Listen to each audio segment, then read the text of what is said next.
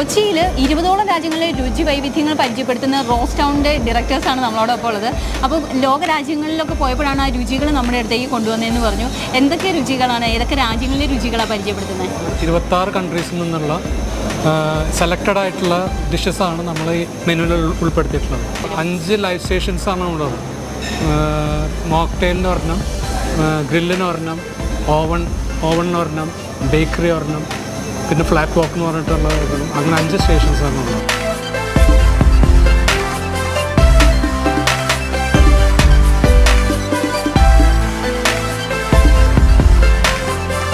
Customer experience, അപ്പോൾ ഫുഡിനോട് കൂടുതൽ താല്പര്യമുള്ളവർക്ക് ഒരു എക്സ്പീരിയൻസ് കൂടിയാണ്.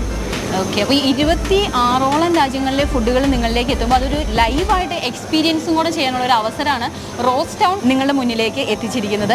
അപ്പോൾ തീർച്ചയായിട്ടും ഇവിടെ വന്ന് എക്സ്പീരിയൻസ് ചെയ്യാനും എക്സ്പ്ലോർ ചെയ്യാനും